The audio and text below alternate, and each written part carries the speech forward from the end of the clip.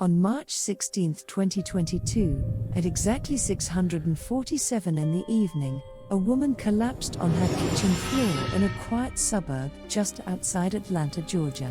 Her heart stopped beating for 7 minutes. Medically speaking, she should have been brain dead, but she came back, and what she witnessed during those 7 minutes would shake the faith of everyone who heard it, including church members who had walked with God for over 30 years.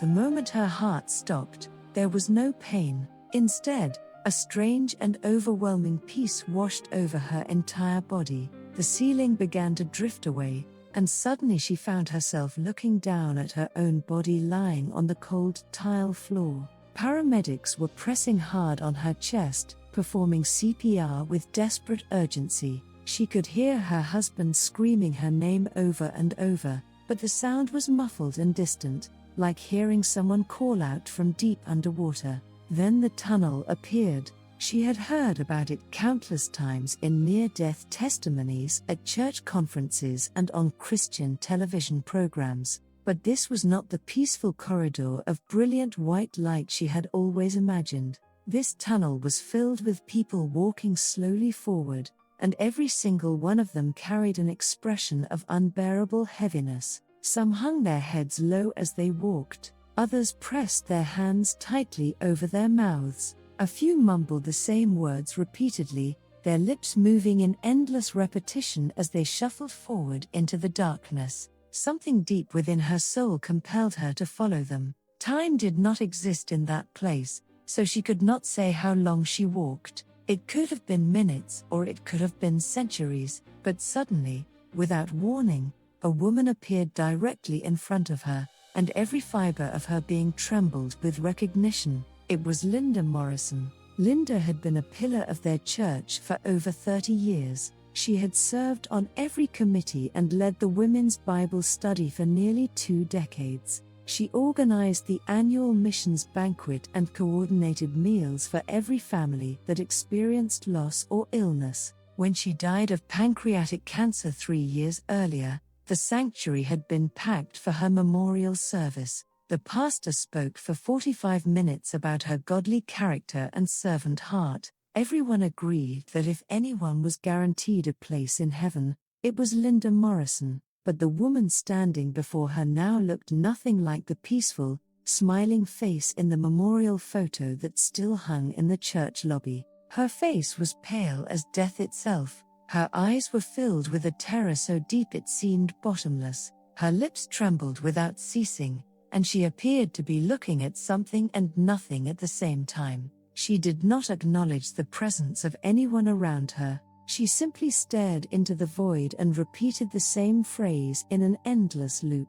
I did not see it myself but, I did not see it myself but, I did not see it myself but. The words echoed through that dark space like a curse that could never be lifted. Then everything shifted. The darkness around her dissolved like morning fog, and she found herself standing in a completely different location. It was the fellowship hall of her church, but not the current one with its updated carpet and modern furniture. This was the fellowship hall from 15 years ago, September 2007.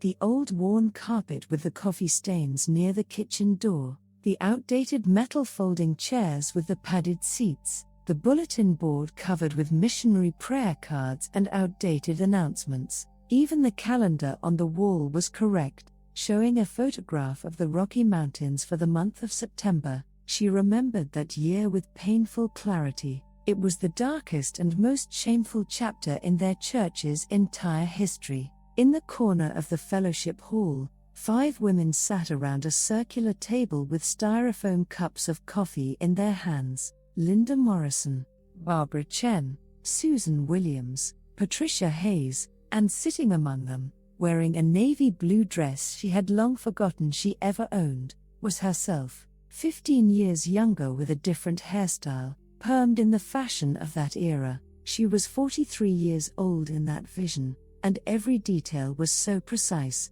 It was as if someone had pressed rewind on a video recording and was playing it back with perfect fidelity. She watched as Linda leaned forward and lowered her voice to speak to the group. The words that came from her mouth were exactly as they had been spoken on that actual day 15 years prior. "Ladies, I really do not want to gossip, but I heard something yesterday from Pastor Mike's assistant that I think we should all be praying about. Apparently there might be some issues with how the building fund money has been handled. Now, I did not see it myself, but Jennifer told me she found some irregularities when she was looking through the financial records. She seemed really concerned." The atmosphere in that small circle changed immediately. Eyes widened, coffee cups paused halfway to lips. That particular gleam appeared in their expressions, the one that surfaces when scandalous information is about to be shared. Then she heard her own voice from 15 years ago respond to what Linda had said. "Oh, come on now. Pastor David would never do something like that. He has been our shepherd for almost 30 years. But you know what? Now that you mention it, I did notice he has been driving a new car lately, a BMW no less. That seems a little extravagant when we are always hearing about budget constraints during the quarterly business meetings." Barbara nodded eagerly and added her own observation. "You know what? I noticed that too. And have you all seen what his wife has been wearing to church lately? Designer everything, head to toe. I saw the exact same handbag she was carrying last Sunday at Nordstrom when I was shopping with my daughter. It was over $2,000. I remember because my daughter wanted it, and I told her she was out of her mind. That was how it started, like a single spark landing on dry brush during a California summer. The 5 women finished their coffee and went their separate ways, but the words they had exchanged did not stay in that fellowship hall. Each of them told at least one other person. They all prefaced their sharing with the same protective qualifiers. "I did not see it myself, but I cannot confirm this personally, but this is just between us, but please keep this in confidence, but rumors never stay contained.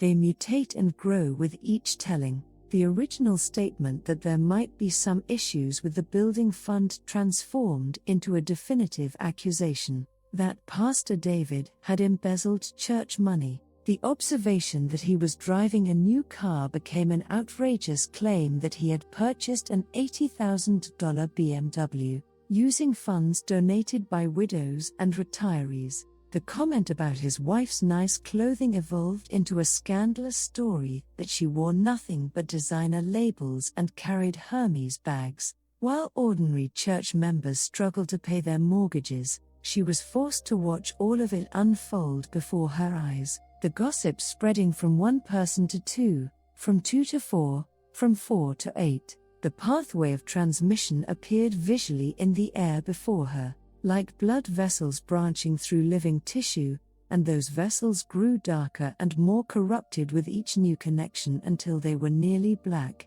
2 weeks after that conversation in the fellowship hall, the elder board called an emergency meeting. 3 of the 5 elders demanded Pastor David's immediate resignation based on allegations of financial misconduct. When asked for evidence, they pointed to the widespread concerns that had been circulating throughout the congregation. A formal financial audit was commissioned and conducted by an outside accounting firm. The results came back within 3 weeks, and they were absolutely clear. There was no embezzlement. Not a single cent was missing or misappropriated. Every dollar of the building fund could be accounted for with complete documentation. The BMW that had caused such scandal turned out to be a 10-year-old used vehicle that Pastor David's brother-in-law had sold to him at a significant discount when the family needed a more reliable car for hospital visits to elderly members. His wife's designer clothing was purchased almost entirely from outlet stores and consignment shops. She had developed a talent for finding high-quality items at a fraction of their original prices, a skill born from decades of careful stewardship on a modest pastoral salary. The financial records were spotless. The church accountant who had supposedly found irregularities had never said any such thing. That detail had been invented somewhere along the chain of transmission, but it was too late. The damage had already been done. The absence of evidence somehow became evidence of an even more sophisticated cover-up. Where there is smoke, there must be fire, people said. He must have had time to hide his tracks before the audit, they whispered. The very lack of proof became proof of his cunning. The congregation split directly in half. Those who believed Pastor David and those who did not. Families who had sat together in pews for 20 years stopped speaking to one another. Lifelong friendships ended over which side people had chosen. The church that had once been known throughout the region for its warmth and unity became known for its bitter division. After 30 years of faithful ministry at that church, a church he had planted from a small group of 12 people meeting in his living room and grown to over 300 committed members, Pastor David submitted his resignation without a single word of self-defense. He did not fight back. He did not hire a lawyer. He did not demand that his accusers be held accountable. He simply packed the books and photographs from his office into cardboard boxes, loaded them into the trunk of his 10-year-old BMW, and drove away from everything he had built. Time shifted again in that vision. She found herself standing on a rural road somewhere she did not recognize. Before her was a small church building that looked like it had seen better days many decades earlier. The white paint was peeling from the wooden siding.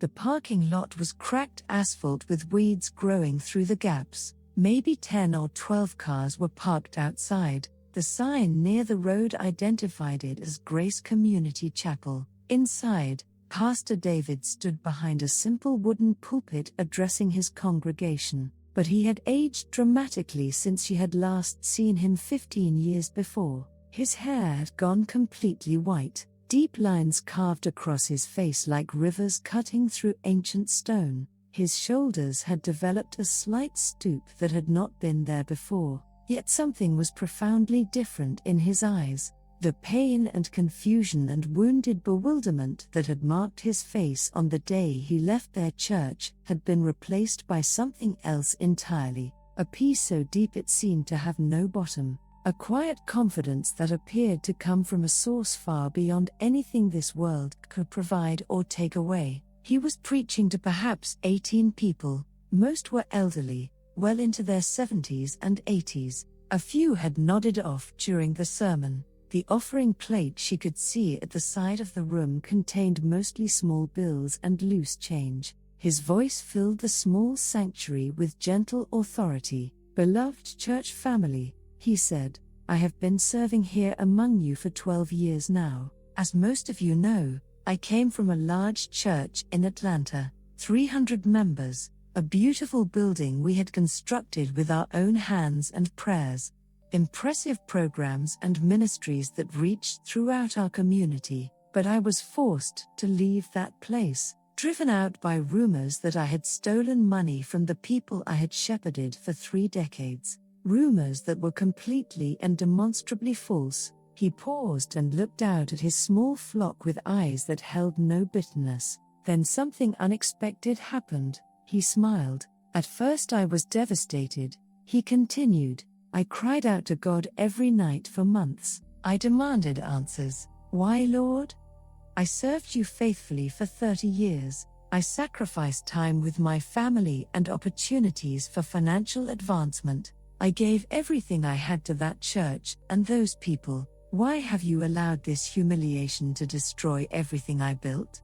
But God remained silent through all my questions and accusations. His voice caught slightly, but not from sorrow. It was something closer to wonder. "So I came here, to this small town that most people have never heard of, to this little church that could not afford to pay me enough to cover my mortgage. And for the first 12 months, I was angry and bitter and convinced that God had abandoned me." He shook his head slowly at the memory of his former self. "But now I understand. I finally see what God was doing. If I had stayed at that large church with its impressive numbers and beautiful building and influential reputation, I would have become something I never wanted to be. I would have grown proud, addicted to attendance figures and budget reports, obsessed with building an even larger sanctuary, dependent on the approval and admiration of people who measured success by all the wrong metrics. My identity had become dangerously entangled with that institution. His eyes swept across the small gathering of mostly elderly faces. But God loved me too much to let that happen, so He used the lies and betrayal of people I had trusted to rescue me from myself. He sent me here to this place where no one knew my name or cared about my former reputation. And here, among you precious saints, I finally learned what real ministry looks like. Not the size of the congregation, not the amount in the offering plate, not the prestige of the building. Real ministry is loving the one person God puts in front of you today with everything you have. That was when she saw it happen. A light began to emanate from directly above Pastor David's head. At first it was so faint she thought her eyes were playing tricks, but it grew steadily brighter until she could not look away. Within that light, a form began to take shape. The outline became clearer until she could identify what it was: a crown, but not like any crown she had ever seen in pictures or museums. This crown appeared to be made of gold, but it was gold that seemed alive with its own inner fire. It was set with jewels that pulsed with light from within their depths. Rubies and sapphires and emeralds and diamonds of a size and brilliance that nothing on earth could match. Each stone seemed to contain within it a story, a record of something precious that had been purchased at great cost. Then a voice spoke. It was not exactly a sound. It was more as if reality itself had opened its mouth and the words came from everywhere and nowhere at once. Behold, this is the crown of righteousness reserved for those who endure false accusation and refuse to repay evil with evil. This man was stripped of everything the world calls success. His reputation was destroyed by lies. His life's work was taken from him by people he had loved and served. But he did not grow bitter. He did not seek revenge. He did not stop serving me even when I seemed silent. And now his reward is secured forever, where no gossip can touch it and no slander can diminish it. The world saw him as a failed pastor who lost his large church and ended up in obscurity. But heaven sees him as a victorious servant who will reign with me for eternity. She watched that crown hovering above the head of the man her words had helped destroy, and something inside her broke completely open. This was not guilt. This was not shame. This was horror at the magnitude of what she had participated in 15 years earlier. Her casual words around a coffee table had contributed to stripping this faithful man of everything he had built, and while she had moved on with her life and rarely thought about it, he had spent 15 years laboring in obscurity. Yet heaven had been keeping score the entire time by a completely different metric than the one her church had used. The scene dissolved and reformed again. This time she found herself in a space so vast and bright that the word room could not possibly describe it. The light came from everywhere at once yet did not hurt her eyes. The space seemed infinite yet somehow intimate. A profound silence filled the atmosphere, but it was not empty silence. It was a silence pregnant with presence, as if the very air was alive and watching. At the center of everything was a throne. She could not bring herself to look directly at the one seated upon it, not because she was forbidden but because the weight of holiness radiating from that direction was more than her being could process. All she could perceive was absolute purity and absolute love existing together in perfect unity. It should have been comforting. For a moment it was. Then she realized with growing dread that absolute love must also mean absolute truth, and absolute truth would require absolute accountability. Linda Morrison was kneeling before that throne. Her entire body trembled violently and her head was bowed so low it nearly touched the ground. The terror in her posture was total. A voice emanated from the throne. It was the same voice that had spoken earlier about Pastor David's crown. but now it carried a weight of authority that pressed down on everything like the atmosphere before a terrible storm. Do you remember the words you spoke? In that instant, something appeared in the air above Linda's bowed head. It was not a screen exactly. It was more like reality itself had become transparent and was displaying what had been hidden. The recording of that day in the fellowship hall 15 years ago began to play with perfect clarity. Every word Linda had spoken was reproduced exactly as it had occurred. The tone of her voice, the knowing glance she had shared with the other women, the way she had leaned in conspiratorially, the disclaimer she had used to protect herself while still spreading the poison. I did not see it myself but the vision did not stop there. It continued to show what had happened after, the conversation spreading through the church, the words transforming and growing more toxic with each telling, the elders meeting to discuss what should be done about Pastor David, the congregation splitting into factions, Pastor David packing his office, the car pulling away from the church for the last time, and still the vision continued. It showed things that had never been known to anyone in the congregation. Pastor David's wife crying herself to sleep for months, their adult children fielding questions from friends about whether their father was really a thief, the shame that followed the family even after they relocated, a young man in the church who had been struggling with his faith, who had looked up to Pastor David as a spiritual father, watching the scandal unfold and concluding that Christianity was just another system of hypocrisy. That young man walked away from God entirely and never returned. The voice from the throne spoke again. You believed that the words I did not see it myself somehow absolved you of responsibility. You thought that by attributing the information to someone else, you were not accountable for its spread, but you spoke words you had not verified. You shared accusations you had not investigated. You planted seeds of suspicion about a man who had done nothing wrong.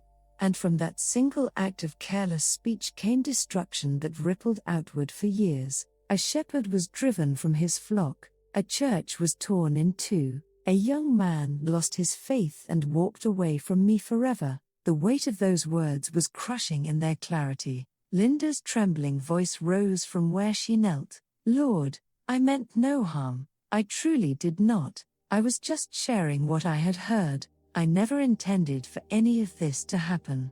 I thought I was helping people be aware of a potential problem. My heart was not malicious. The response came with terrible gentleness. That is precisely the problem. You did not examine your heart closely enough to see what was really there. You found pleasure in being the one with information others did not have. You enjoyed the power of shaping how others perceived a man you claimed to respect. You told yourself it was concern when it was really something far less noble. And even if your motives had been pure, the outcome remains unchanged. The words James wrote were not suggestions. The tongue is a fire, a world of iniquity. The tongue is set among our members, staining the whole body, setting on fire the entire course of life, and set on fire by hell itself. You have seen my servant's crown of glory. Now you will see what awaits the one who destroyed his earthly ministry with words of poison.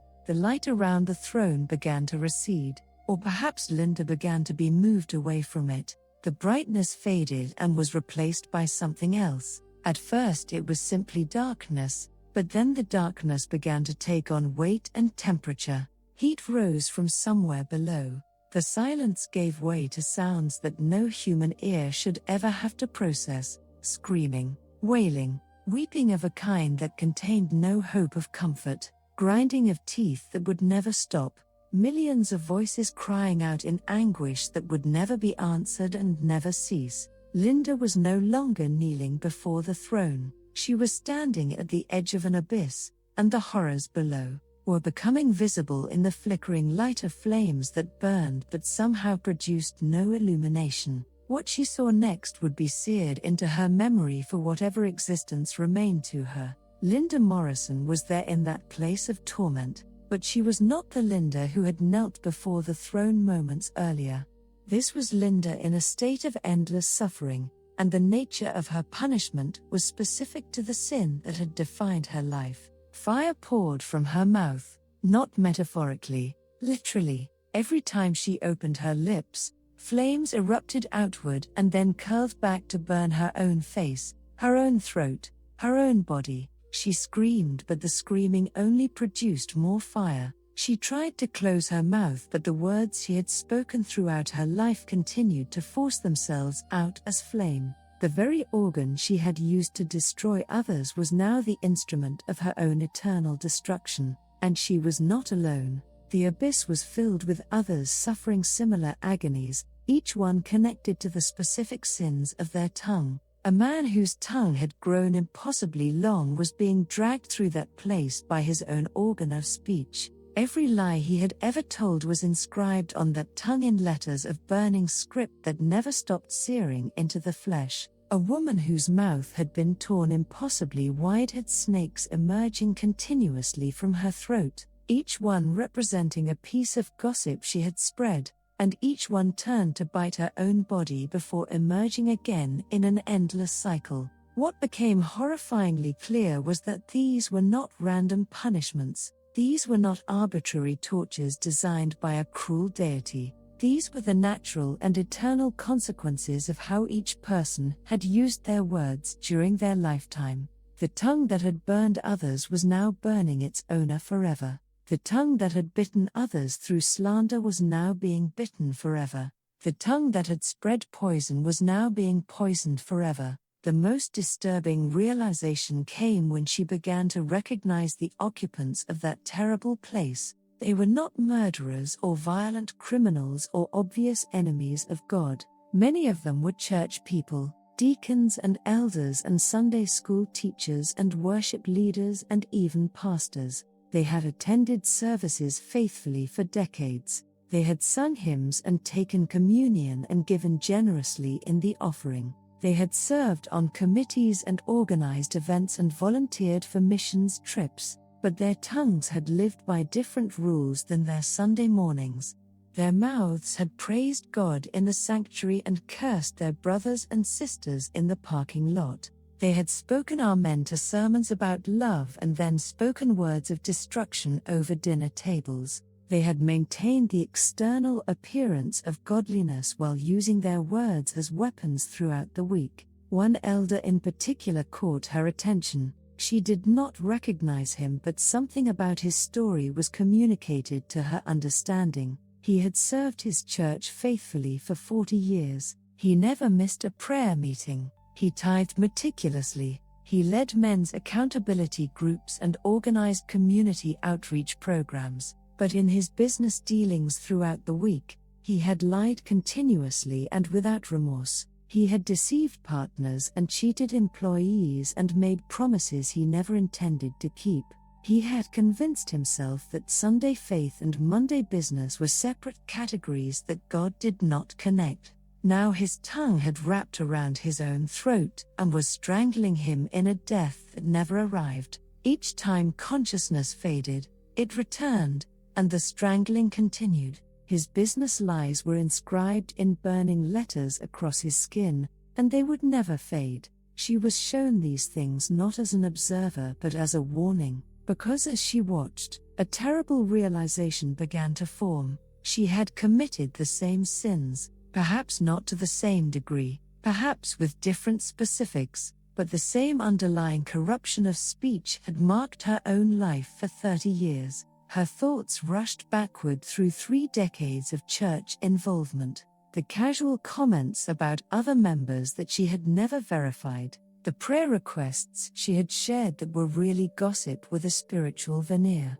the judgments she had pronounced over people whose situations she did not understand, the criticism of pastors and leaders that she had disguised as discernment, the complaints about her husband that she had repeated to anyone who would listen, the negative words she had spoken over her children when they failed to meet her expectations. And 15 years ago, sitting in that fellowship hall, she had added her own fuel to the fire that destroyed Pastor David. She had mentioned his car. She had implied something suspicious about his lifestyle. She had not spoken the most damaging words, but she had validated them with her participation. She had been one of the 5 who started the fire that burned down everything he had built. The scene shifted one final time. She found herself kneeling before the same throne where Linda had knelt. The light was overwhelming. The presence was inescapable. Every word she had ever spoken was present in that place, recorded with perfect accuracy, waiting to be displayed and judged. The voice spoke, and it was the most terrifying and the most loving sound she had ever heard. You have been shown what awaits those who destroy others with their words. You have seen the crown prepared for those who endure false accusation with faithfulness. You have witnessed the flames that await those who use their tongues as instruments of death rather than life. Now you must choose. Will you return and speak differently? Will you guard your tongue as if your eternal destiny depends upon it?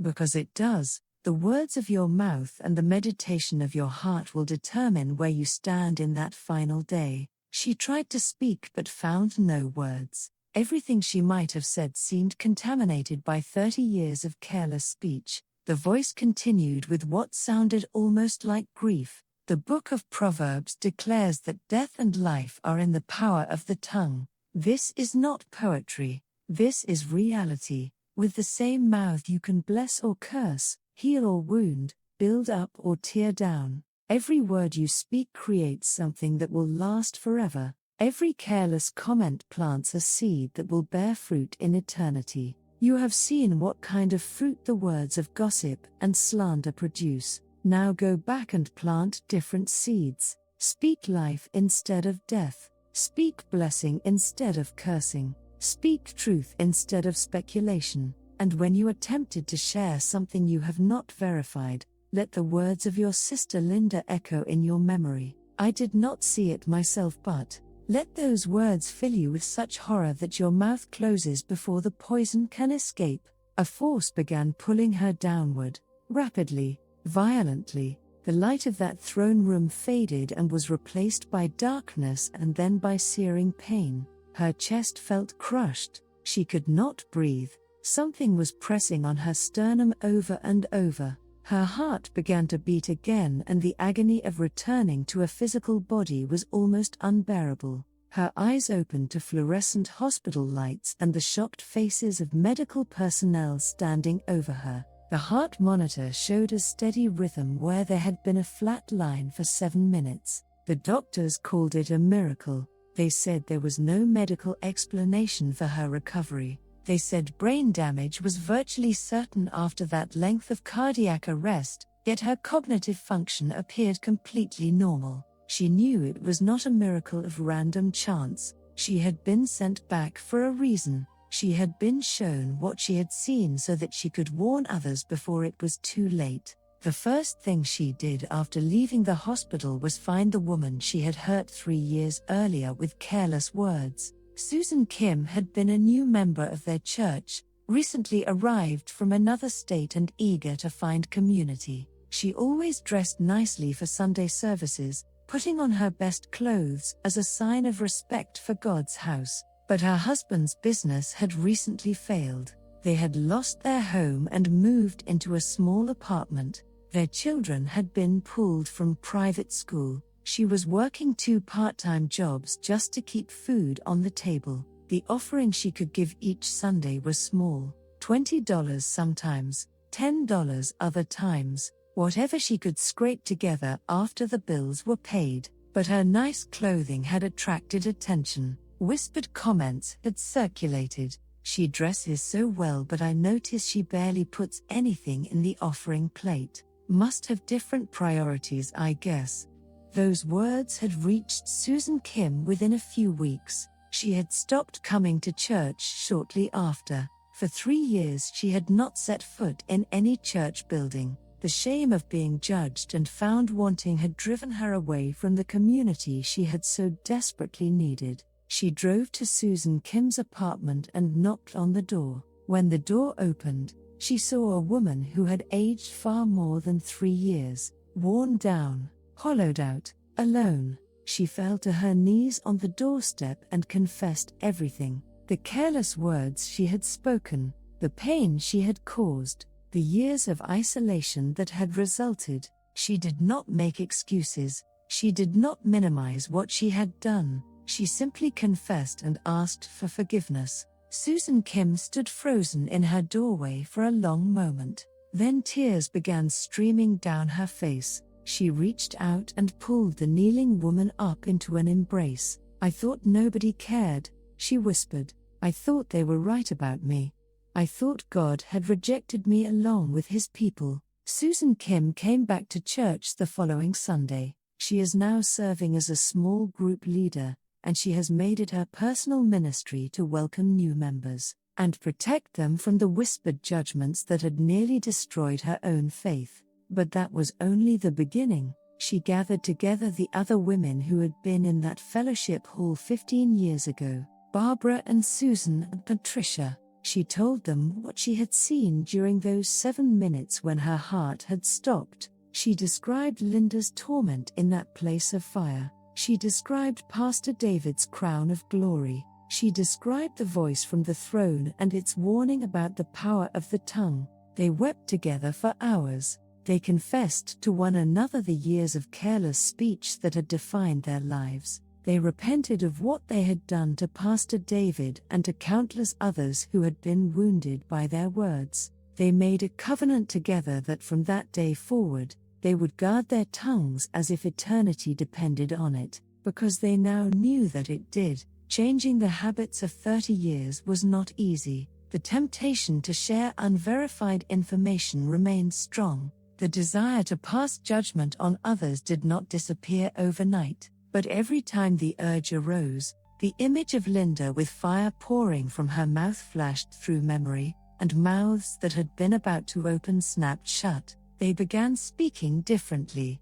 Instead of complaints about husbands, they spoke gratitude. Instead of criticism of children, they spoke encouragement. Instead of gossip about church members, they spoke blessing. When they learned something negative about another person, they took it to prayer rather than to lunch conversation. The change was difficult, it was slow, but it was real. And then something remarkable began to happen. As their words changed, their relationships changed. Marriages that had grown cold began to warm again. Children who had been distant began to draw near. Friendships that had been shallow became deep.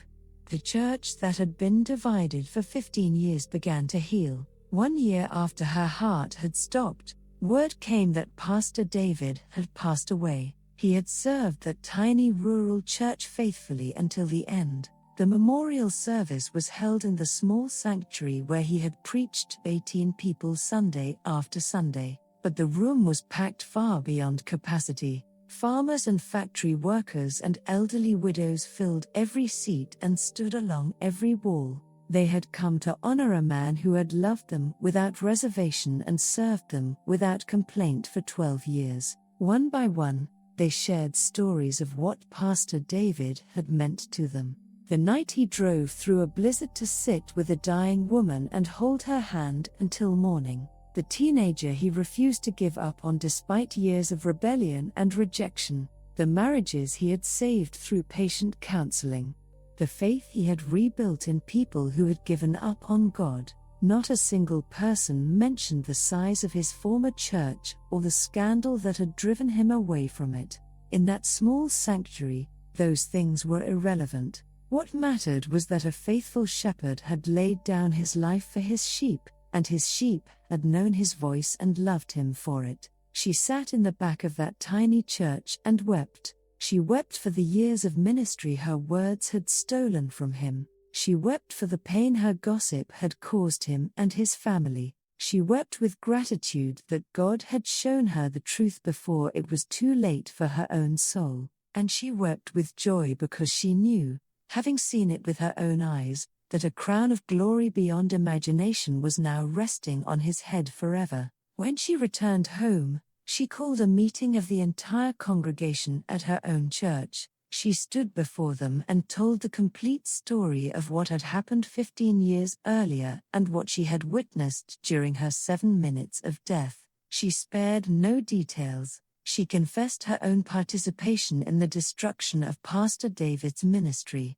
She described the torment awaiting those who destroy others with careless words. She described the glory awaiting those who endure persecution with faithfulness. The effect was immediate and profound. People throughout the sanctuary began weeping. Many came forward to confess their own sins of the tongue. The spirit of gossip and criticism that had poisoned that congregation for decades began to lift like fog burning away in morning sunlight. They created a covenant together. Every member of the church signed a simple pledge. I will not speak words I have not verified. I will not share criticism disguised as concern. I will not participate in gossip even by listening without objection. I will use my tongue to bless and build up and encourage rather than to curse and tear down and destroy.